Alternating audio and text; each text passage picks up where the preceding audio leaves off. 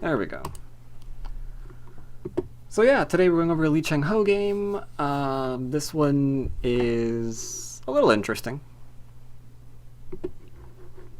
There's a couple of interesting things that I just needed to go over this game.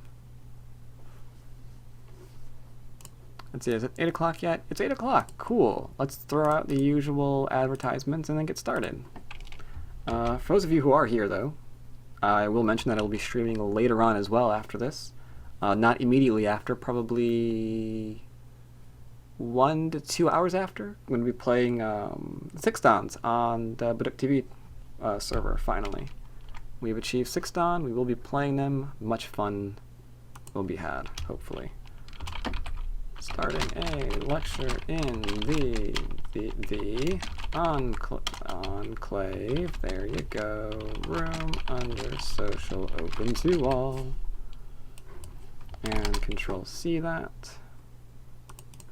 Beginner's room, Control V that. Alrighty then. So yeah, looking forward to that as well. If you're following my Twitter, you'll know exactly when I go live for those 6 don games. I'm looking forward to finally seeing what they're like. Took forever to get there, but more on that later. For now, going over a Lee Changho game. Oh yeah. Now, this game I picked admittedly for one reason. There is only one reason why I picked this game, and you will see it shortly. The game opens up as we normally see games open up, fairly normally. Until Black decides to play a move we don't normally see all that often. That is the High Chinese. I honestly never remember how long it's been since I've seen the High Chinese. We don't often see it, but does anyone know why we don't often see it? When was this played? This was played not this week. It was played the 24th of December, I want to say. Yeah. So fairly recently,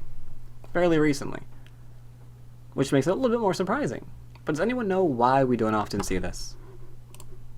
What is up with the High Chinese Fuseki? Why do we typically see the low variations more than we see this? Every time I'm here, I show a High Chinese. No way. I'm going to have to review that. I refuse to believe it. I can't possibly be. Aren't there too many good... Yes. One of the reasons why I don't like the Sanrinsei is because there's a lot of ways to reduce it. I mean, you can approach from either side of that middle star point. You can actually attach underneath that star point and invade that way. Here, similar. Any kind of base that you get threatens to undercut a stone, so it's going to be responded to. You could even attach directly under the stone if you want to troll the heck out of a weaker opponent, or just claim it's a teaching game. Not that I've ever done that. Not that I really do that often. But yeah, a lot of ways to live there. And I think this is a really good game. Just demonstrating how risky it can be to play these highline Fusekis. That should not have been plural. So Lee Changho just approaches in the star point. Why? Because he knows he's probably giving his opponent some influence. Stands to reason. Going to limit his ability to use it. Not going to get too close. Going to play high. Chances are he's going to be getting some influence. Black says that's completely fine. I'm going to not respond to your approach in any way, shape, or form. I am instead going to approach your 4/4 stone. Now, the alternative to that is to stick to the guns. Say, you know what, I'm going to expand this no matter what. That's kind of tough to do. I mean, we could try to play a large knight here, or an even larger knight, whatever this is. But, hello Zenmine, welcome to the lecture. But the trouble with this is that, unfortunately, it's still open to reduction, and you're kind of inviting your opponent to take more territory, to solidify himself. And at that point, you have to think to yourself, well, if I just solidified my opponent, do I go back and then solidify myself? If so, why didn't I just do that in the first place? etc., etc., etc. Do we continue trying to build? I mean, it's a valid way of playing, but black has decided that we're not going to do that. We're just going to approach him and see where this leads. This leads to white backing off. Okay, okay. Understandable. If we pincer here, we invite our opponent to change directions. And the potential problem with that, let's just do an old school Fuseki here. Not going to care what we're really playing. Let's just play something like this. If we play something like this, our opponent gets to extend on his framework and is probably very, very happy with himself. Has framework on the side of the board, framework on the top of the board, and everything's fine. You like being able to see me wave my mouse cursor around? Yeah, the only problem with that, though, is that occasionally I'll ask, like, where do you think the next move is coming from? And my mouse is hovering over it. So I try to avoid that. I fail all the time, but I try. So that's why we're not seeing that. Instead, white backs off. Black has to now decide what is he going to do. There are many options. We could approach. We could go back into the whole, trying to expand thing. We could take an enclosure. We could take another enclosure, or different enclosure, rather. A lot of different things we could do. What do you guys think? What's a good way to follow this up? We could settle. We can settle. We can settle. We can settle. 3 different ways to settle. Well, 4 different ways to settle, I suppose. What do you think? What's a good idea here for black? It's hard to actually point to any of these moves and say that they're wrong, so feel free to suggest. C line is my favorite. Yeah, normally when giving suggestions, you probably should have put that tool and not the triangles. There we go. So you like C line. So I'm guessing the one at E? C11 gets stable first. Oh, get a base. I like that. Play E or settle. Yeah. I'd play A, C, or D. A, C, or D. Interesting.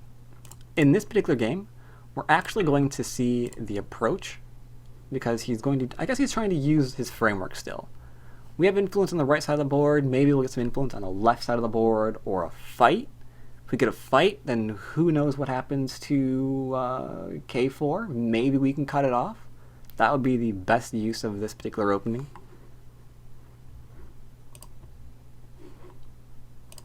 White backs away again. And develops everything that he wants. This is the reason why I picked this game. So far, black's getting everything uncontested. Got the High Chinese, granted not a lot you can do about that. Went to approach on the left-hand side, white backs off. Approach to the other side, white backs off again. Black got everything. And a lot of times, when we're playing, we're tempted to say to ourselves, if we lose the game, for example, well, I should have done something differently in the opening. But that's usually not really the case. Something probably went wrong further down the line, and it didn't probably actually occur within like the first 11 moves, short of, misclicking on the first line. But who would ever misclick on the first line? Really, there's no video evidence of that anywhere on my channel of people misclicking on the first line.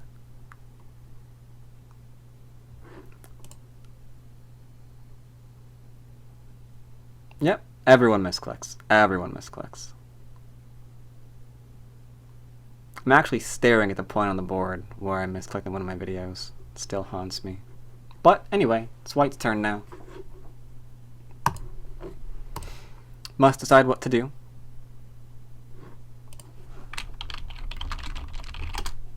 A lot of different options. I will go ahead and say what's probably too slow is playing A or B. I do see that occasionally. They're like, well, I'm going to defend my corner, and then he's going to defend his side, and then I'll deal with like framework stuff later. But A or B are probably a little bit too slow for the moment, because black is completely bent on playing about as fast as go as you can actually play, short of playing Tengen. That's pretty quick. So we have to decide what to do with this framework. Would anybody here look at this and say, you know what? It's time to approach. Would anyone want to play here?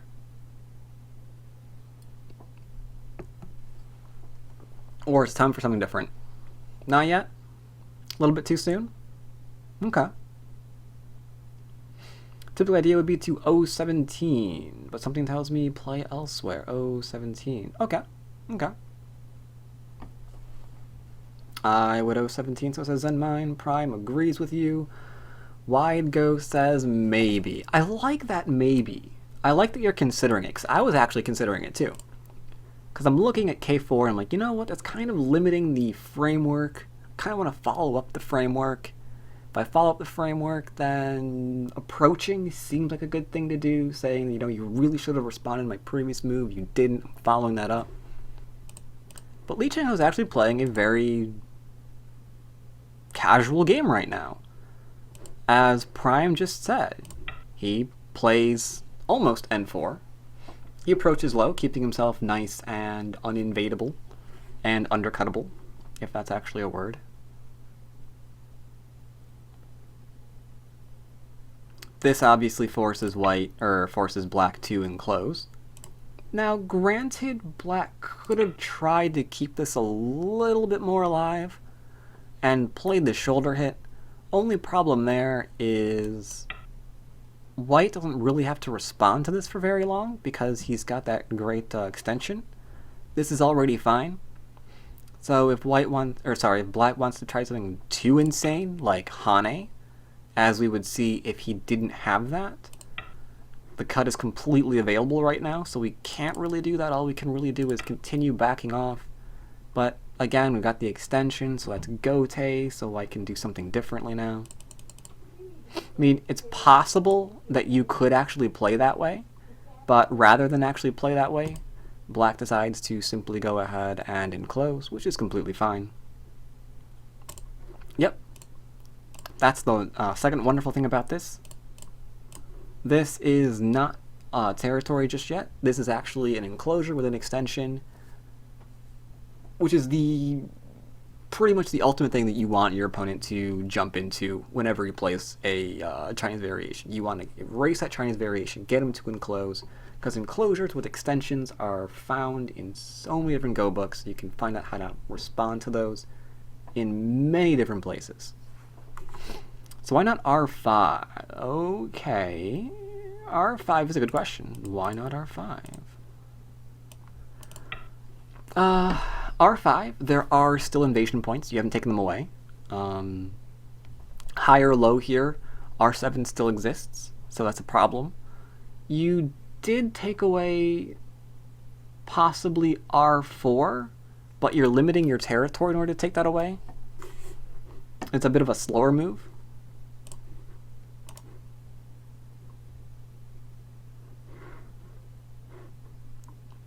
Either way, white's getting Sente, and approaches O17 as Zen Mind, and I think, yeah, and Prime wanted to do as well.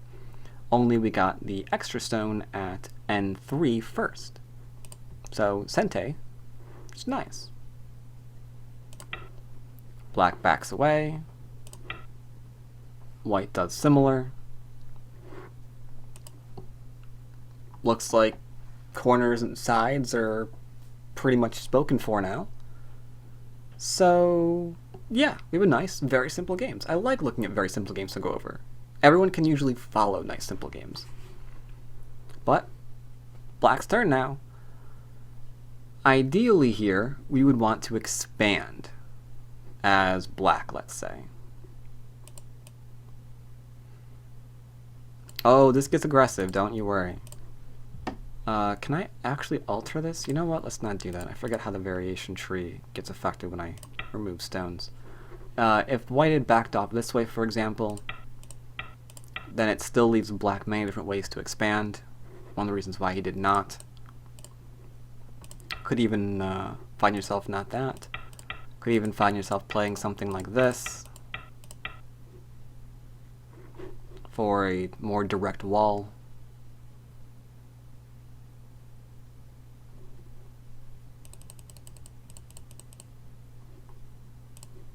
But without that, we don't really have nice, easy ways to expand on this High Chinese framework.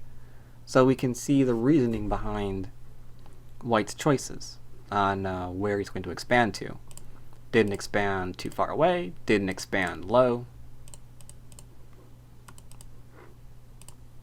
So now if Black wants to do something, I don't know why I keep calling Black white, it's weird. But yeah, if Black wants to do something, then must come up with plan B. What's Black gonna do? What's Black gonna do?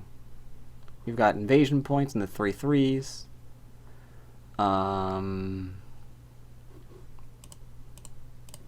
We can just jump and make a starship. I mean, that's the moral victory, I guess.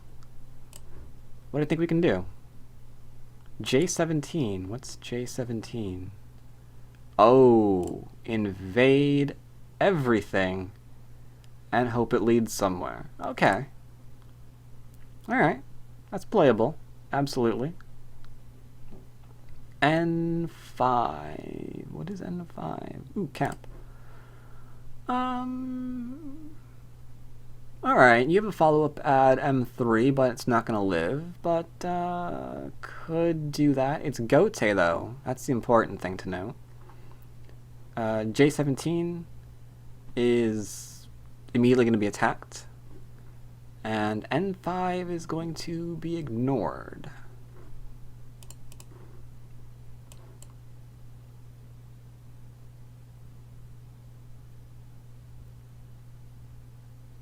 K10. Now that's aggressive. A little bit too aggressive. Now, one thing to note. Oh, I almost messed up the tree, but I didn't do it. Black chooses to play here. And Black chooses to play here in part because of the invasion point. Right now we're threatening two different things. We're threatening to go to 3/3. And let's, I'm just going to get rid of this real quick. Not ruining this tree. Okay, that's a little bit weird. There we go. Now we've completely ensured the tree is fine. See, what we're threatening to do here is play this. Because this is too good for Black, right? And I'm sure everyone's seen this before. There is no good way that this variation is going to be feeling good for White. We can't play aggressively here because our wall gets completely scrunched into a shape that's not even recognizable and needs something else here to just not die, right? We can't play away here thinking, we now have strength, let's attack something, because our opponent's just going to keep surrounding us and it's just not good. So the only thing you can do in this position is just say, alright, you got me, you get to connect up, I needed to be able to develop something, and this is really the only way to do it. It's gross, but it's, if you ignore it, it's gonna happen. Because the other way is just awful. So that's what we're threatening. We're threatening that, and we're threatening a nice, easy way to connect somewhere if we do invade J17. So in a situation like this, where we could have played here, and we could have played here, you can see what Black decided to go and aim for. Similar situations, almost identical, but there's a larger invasion point here than there is here. Not much, but some. If you're eyeing at J17, would you consider the kick at P17 as erasing too much Aji?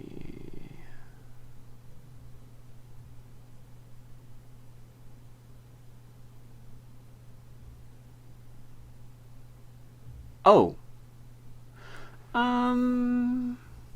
Yeah, problem with the kick is a couple of things. It's probably going to get responded to. It might not if there's large points still on the board.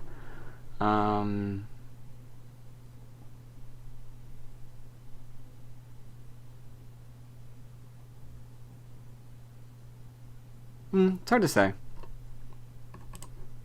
Alright, so we play here. Now, the idea that White has to consider now is these 2 points are being taken. But the classic defense against this jump is to play b16, which is going to give white, now I'm doing it to him, which is going to give black sente, right? Either to invade us, or to jump up again, and just keep directing everything this game is doing. Black decides that's not going to happen. Black decides to make a play for getting control of this game again. I mean white. Yes. Sorry.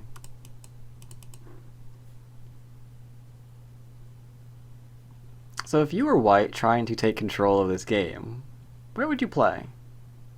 You try to invade the left? You try to invade the right? Would you be eyeing a corner? Just protect your invasion point? What do we do here? What do we do here? Might try something like R12,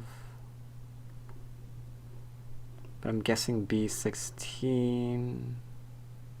Nah, B16 is too slow. B4 is similarly very, very slow. B4 is actually slower than B16.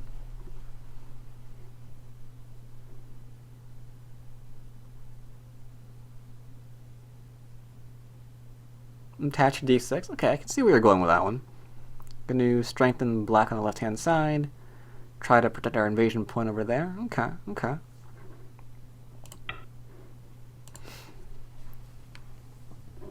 It is a fight. Trying to take control of the game means we're going to have a fight on our hands. Attaching to your opponent's stone, it's going to draw one out.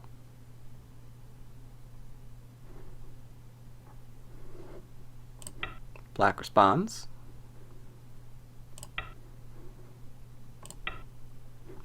Okay. The C14 to C10 group now is pretty strong. White's got a little bit stronger as a result. Strong enough to attach. And create a little bit of a cut point. Maybe it's going to get used, maybe it's not. We have to wait and see.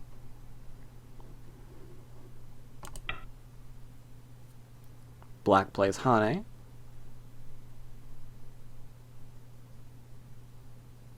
Tough move to respond to. If we Atari from the other direction,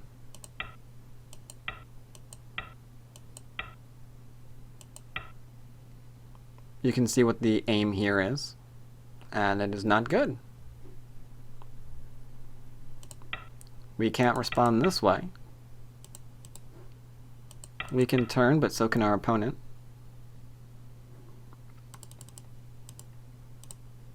Hard to say what happens there. Attach here instead.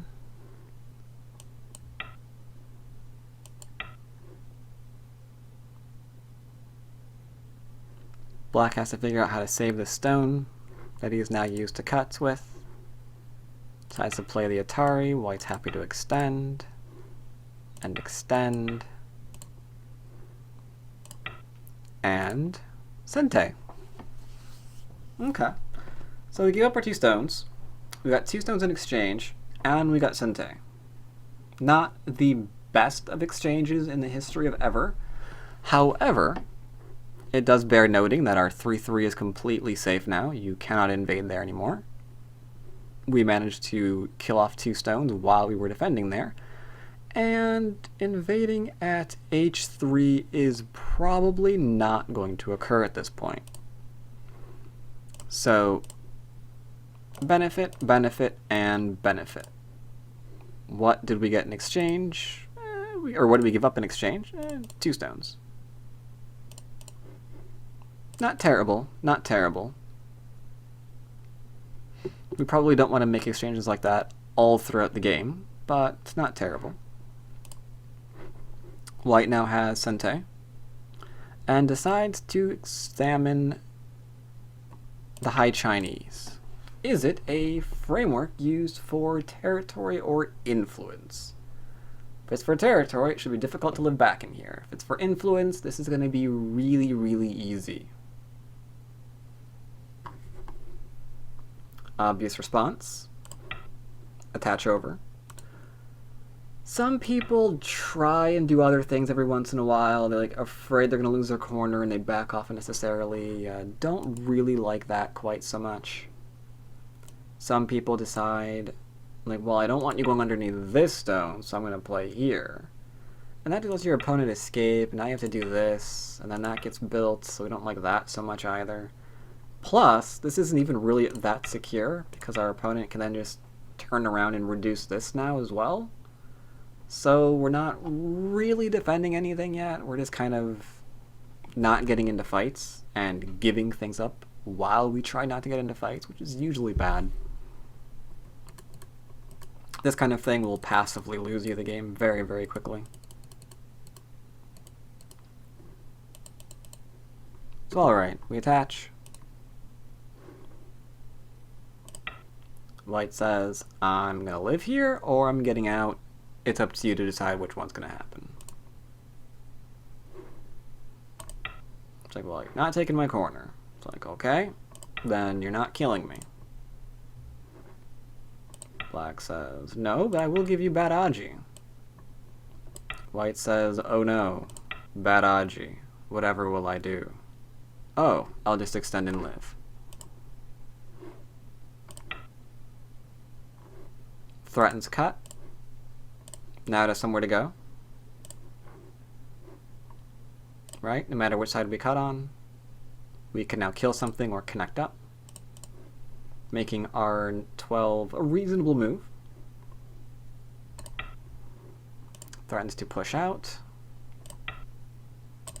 Threatens to steal corner, so we can't really take advantage of that cut yet. Taking advantage of all the liberty shortages. And now that all of the Aji's been expended, we can go back and make sure that we're alive. So that's one example of how it can be easy to live in the Chinese. Now we have to decide, what is this influence worth to us?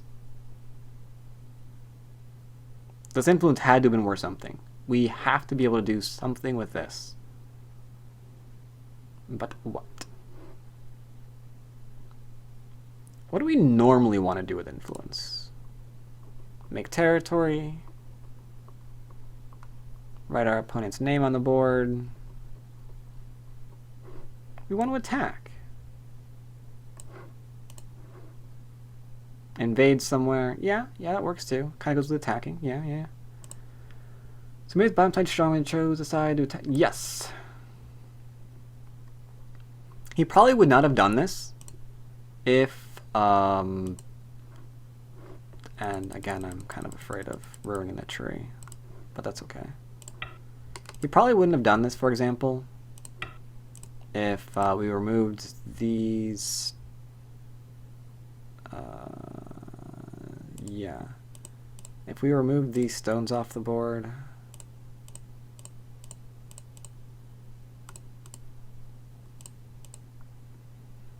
we'd probably be feeling less inclined, oops, there we go, to do this, because then an invasion at h4 or h3 might be awkward.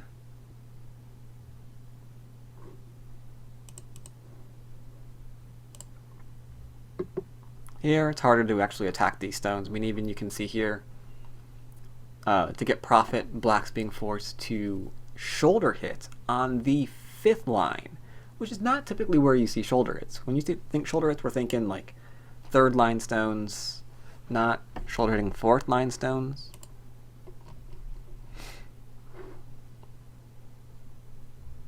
But you have to respond to shoulder hit somehow. How do you respond to a shoulder hit? Do not say cap. I know some of you are probably thinking cap. I don't want to see it.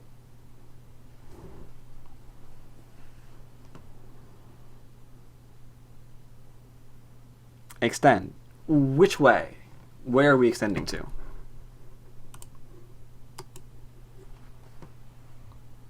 We're extending up. Ooh, up, up, up. Really? Not over? We're not going to just passively take our fourth line territory? Why not? Why aren't we just passively taking our fourth line territory? Because some people want to do that. Under is just slow? Under is very slow.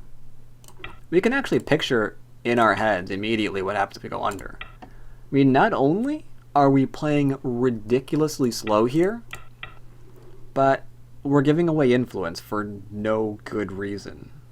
I mean, you can't cut through this, you have a liberty shortage. You just gave up more influence, now you have to reduce it. And if you're not careful, just for giggles, your opponent might make an even larger wall.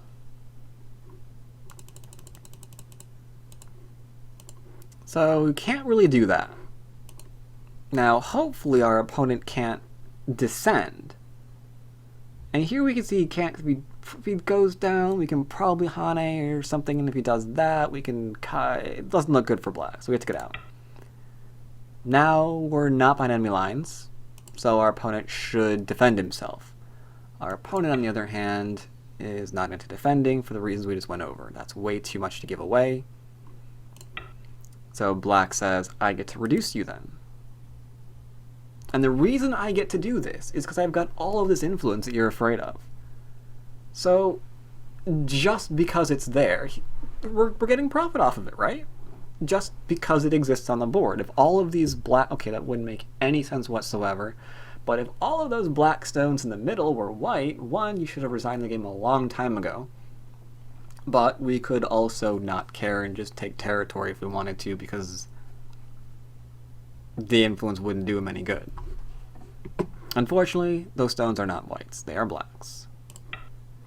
All we can do is just defend ourselves. And threaten to kill. Connecting up, that's a bummer, not gonna do it. Very, very simple. Making some shapes to get out of here. Nothing too unusual. That takes some bravery to realize that, okay, is this cut gonna kill me right now? Because if that cut kills me, this is a little bit embarrassing. But can't really see how it's gonna kill.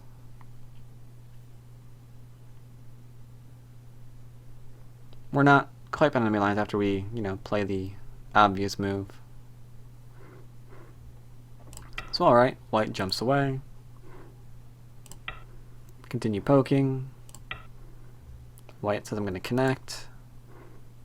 Black says, Black says, are you sure about that? Because rumor has it your shape is awful. Which is really nice. I like this counterattack. We're examining white's shape and asking, is this really secure?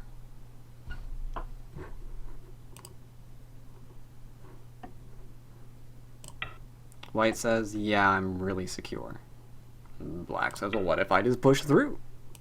Seems like a problem. How do we handle this? This seems like a problem, doesn't it? How is this not a bad thing? How is this not terrible? Because it looks like we just made a mistake. We made 2 small knights, and we have a cut. And something inadvertently poking at our cut.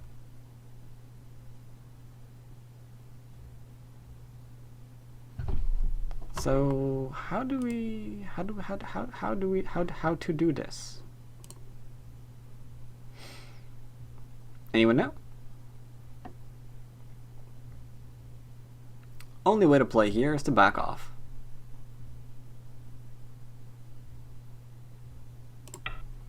If white gets strong, can't it kill the black fire?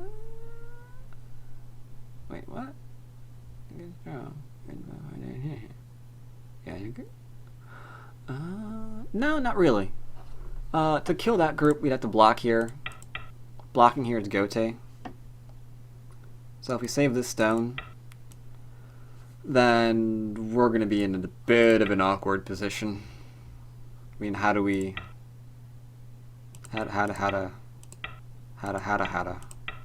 Oh, no.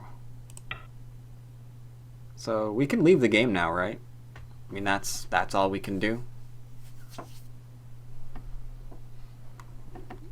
Yeah. Much sadness. Much sad. Escape? Yeah. Escape the game.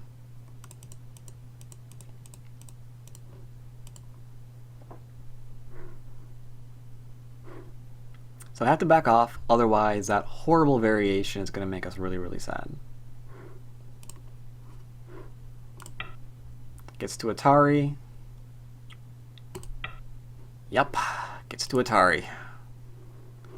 But that's the interesting thing about that. It's like, well, I have a choice. I could just play, not that. I could just play here and be completely surrounded. This is a variation that's available to me. But I'd rather get out, no matter what.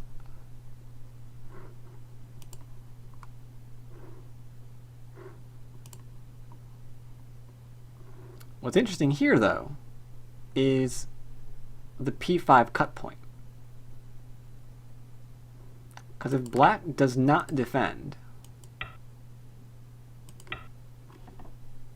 this is pretty well surrounded. And if in our greed we take those two stones, we're going to wind up losing more. Because there's no way to make this a good variation, right? Right now it's becoming a question of just how much do you want to lose? Because you just lost the top stones, and at this rate you're losing your corner as well. So how much do you feel like giving up? Because I can just keep descending until everything's dead. It's like, not ready to give up, I can do it some more.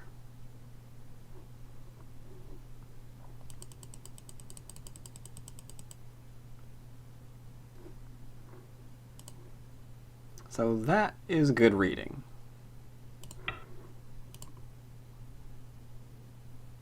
Suddenly, we have to go back and defend ourselves. Okay. Pretty good. Pretty good. Those two small knights were actually okay because of that cut point. Not bad, not bad. I have to defend.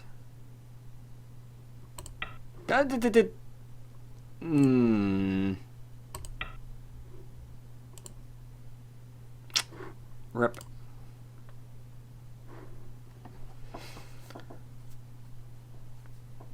At least white gets Sente. So what's large? You had hope. That's okay.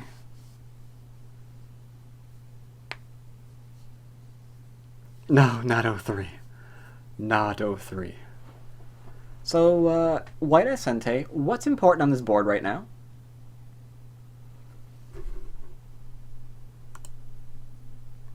I mean, we're not totally connected here, maybe. That's a small knight. Gotta maybe think about that. Can these stones come back to life? Can we do anything with these stones? There's still the invasion on top. The two invasions on top seem big. And one of them should seem a lot larger than the other, especially given that we went over it, right? That 3-3 right now would be horrifyingly brutal for black to get in. Can't be allowed. We all saw where that goes. We're going to lose our corner. He's going to get to connect up. Sad days.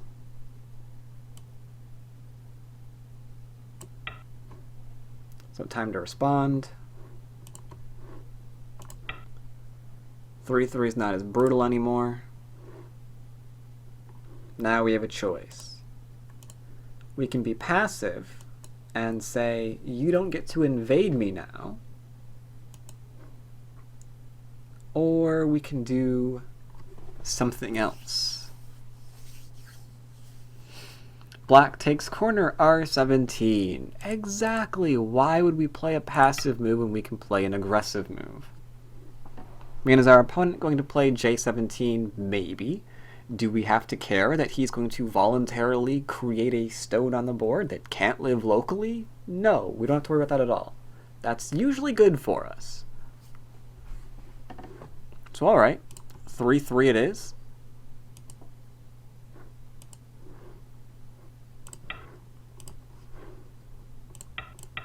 Chooses to block. Alright, get to connect as a result. We get to live. Pretty good. Damaging our stone. That invasion point at J17 is becoming extremely vital now. So we cover it up. We lost a stone as a result. The top might get pushed back because, I mean, M17 could be played, as well as these as we Hane and connect. We can easily envision that this group is going to wind up being something like this now as a result. Maybe even having to connect. But the invasion's gone.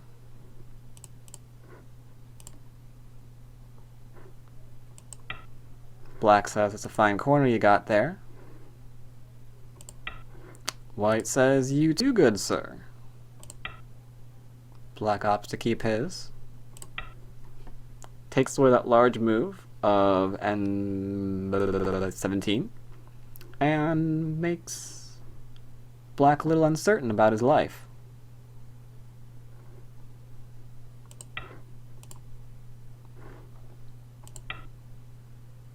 Now we're nice and strong, forcing our opponent to make shape. Not very pleased with himself, before going back and defending the 3-3. And this right here is a very, very important thing to note. I cannot stress this enough.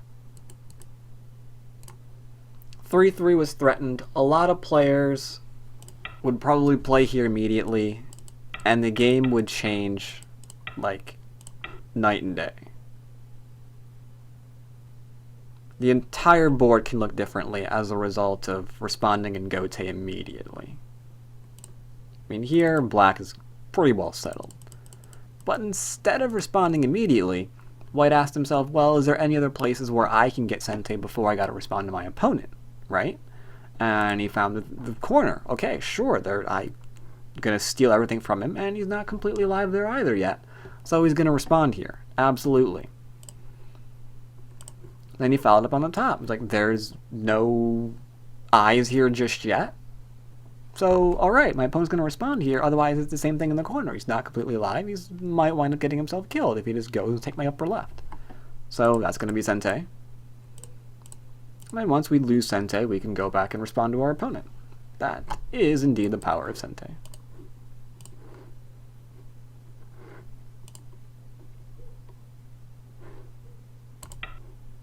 Poke. Connect solid. Going after some middle influence. Alright. Has a lot there. Easy to understand. Starting to take some stones. Starting to take some stones. Realizing that's not Sente. So we're looking for that Aji again. It's like, well, where can I play Sente first before I might respond to my opponent? It's like, well, that's pretty big. Save my 2 stones. So, alright. Has to connect. Doesn't seem like it. But also pretty large. Threatening to connect. And taking away endgame from Black. Not Sente.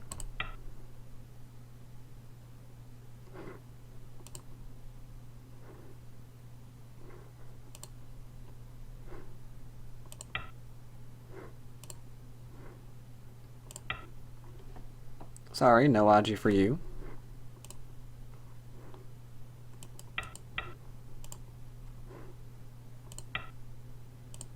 No killing of my stones. Actually,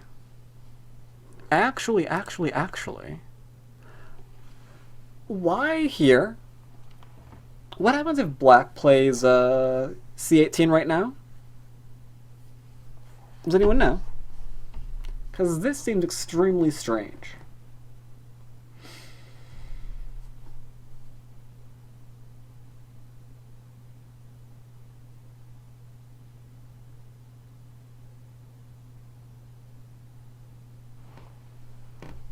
Doesn't that seem a little bit weird? There is Aji.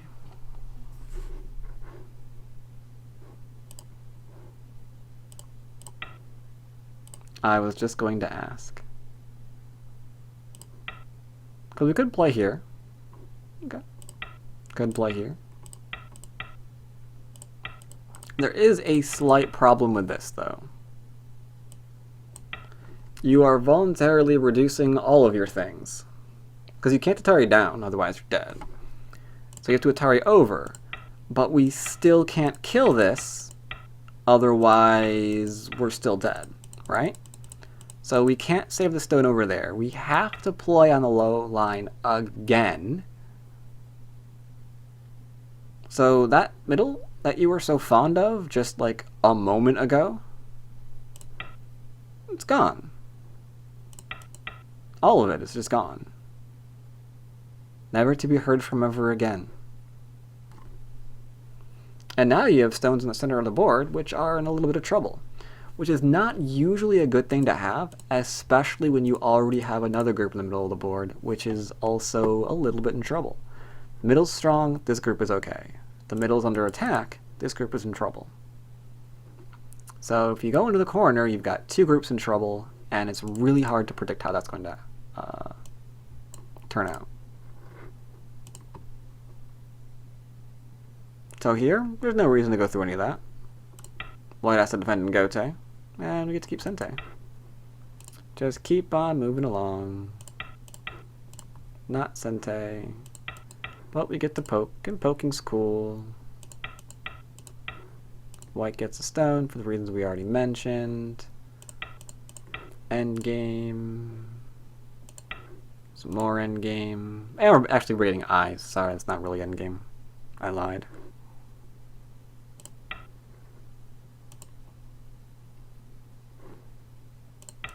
Let's see. I thought this ended by a thing. Did that end by a thing? One moment. Oh, right, because of that thing. Gotcha. Sorry, I was checking the time and seeing how much of this game was left. Alright, so we go there. End game, for those of you who are into that kind of thing. Reduction, reduction, reduction. Gote, so we're not going to play it. Keeping ourselves nice and alive in the corner. Before going back and taking. White threatens to kill a stone. Gonna keep that sacrifice to a minimal. And maybe pick up a few points while we're at it. Is white gonna go for it? No, white doesn't go for it. White goes for the reduction. Get to connect up, but that's okay.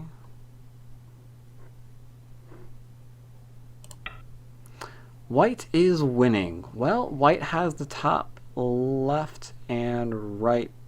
A little bit of territory here and there. What does black have? Black has the left-hand side. That's the largest source of territory right now. Looks like that's not going to change. And some of that is second line, unfortunately, so it's not worth all that much. So yeah, white's winning.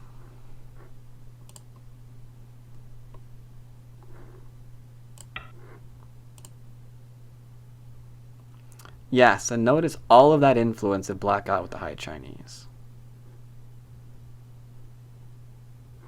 Now, I'm not saying you can't win with the High Chinese. I'm just saying it's a lot harder to use than the low. Granted, you might find yourself behind with the high or the low if you find yourself playing Lee Changho. I mean, that is a given, but you know, still. Did I? No, I didn't. Here's an interesting move. That's a real annoying ko. Can't let it occur. But we can keep poking at white. And poking at white. But we have to go back and save our stone. Picked up a few points. Connect. Save a couple of points.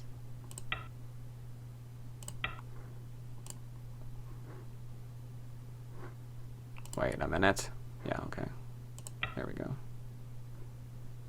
No, we don't go. Sorry. Atari, stupid. Then do this. There we go. White by about 10. I haven't counted for sure at this stage of the game, but I think it was about that, yeah.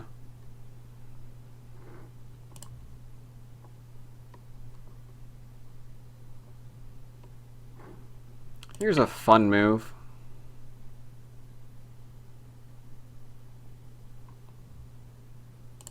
Time Suji. You can't actually see how much time they have left when you're reviewing an SGF file like this. But whenever you see someone put themselves into a target like that, you got a pretty good idea what happened. It's like they're low on time, he's counting.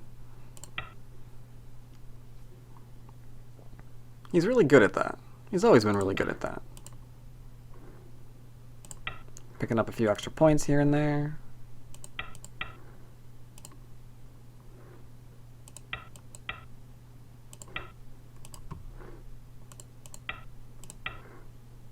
As we can see,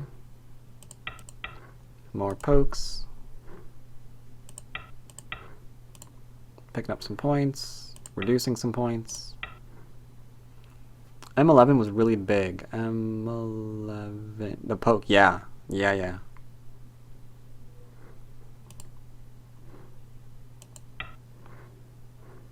Now it looks like this game's going all the way to counting, but it does not. It's actually ending very shortly.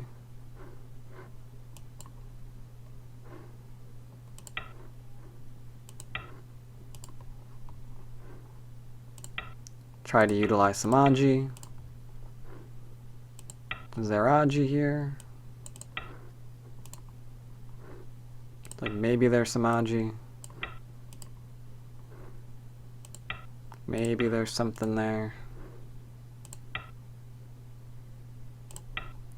White says no, there isn't.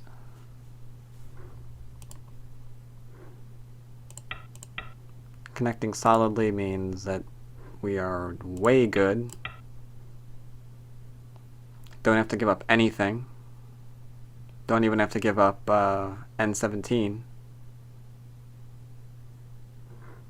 So black resigns.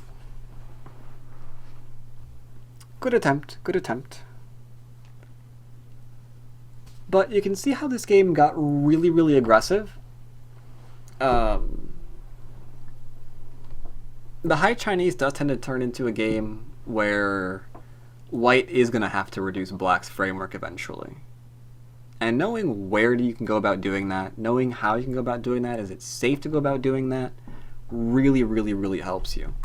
And one of the ways it really helps you is just knowing, it's just trying to like force your opponent into a position like this, where they're no longer a Fuseki as sorts, they're just an enclosure with an extension, because once they're there, then you can find a whole bunch of different books, how you can invade enclosures with extensions, and all those wonderful invasion points that you can find, such as this one.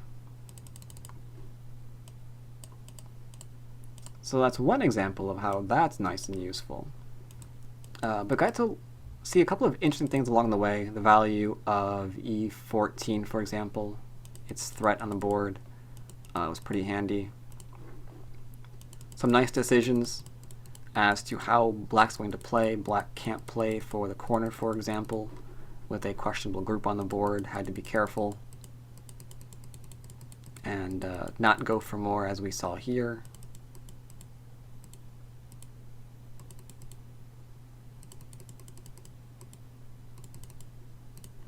Yep, this is a recent one. This was played on the 24th of December, so I'm not surprised if you haven't seen it.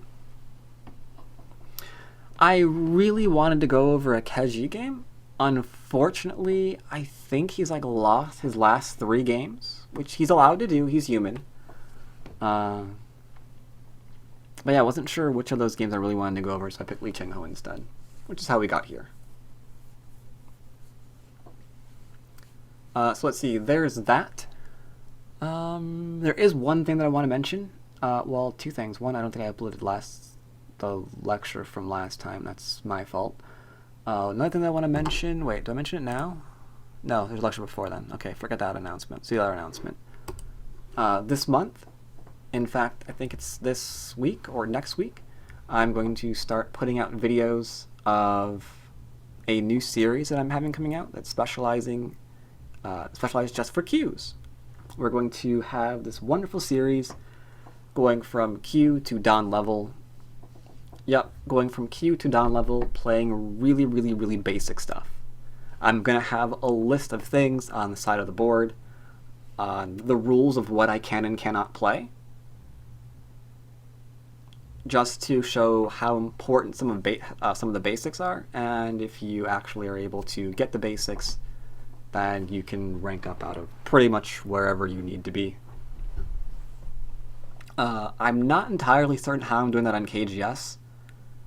That one's the real tricky one, because one win on a new account and you go past that rank, right? But I want to do like 3 or 4 games at specific ranks, so I could make 4 accounts, but I'm not sure if that's a good idea. I still have to give them some thought, but I'm going to be using KGS for that. I'm going to be using OGS for that, and I might use Taigem, though that might just be funny, because if I actually do play a 15Q on Taigem, a lot of the commentary is going to be like, well, this is where I realized he was a 5 Don, this is where I realized I was in trouble, etc., etc., etc. So, I don't know. Yeah, there's going to be sandbaggers if I play double-digit Qs on Taigem, or World Baduk for that matter. We'll have to see. We'll have to see. But yeah, that's starting out this week or next week at the latest. So you can look forward to that. I think that's it for now. I'll be playing 6 Dons later on tonight on the Korean server, that World Baduk server. Or not World Baduk, sorry. That Baduk TV server, sorry. So if you're following my Twitter, you will know when I go live for that. Should be in about hour and a half to 2 hours from now. So we'll see how we do then. And so yeah, till then, take care. Hope you all enjoyed this game, and I will see you next time. Should you worry more about sandbaggers given your sandbagging? What? Shouldn't worry about it, but it's not like the point is to, you know, play someone at that rank who is that rank, and not someone at that rank who is like a Don level player, so yeah. Like if I ran into a 6 Don, then that would be very, very hard to do what I'm going to do. It wouldn't make for a very good basics game. Well, yeah, we'll see. Anyway, take care everyone, and I will see you next time, and some of you later tonight. Take care.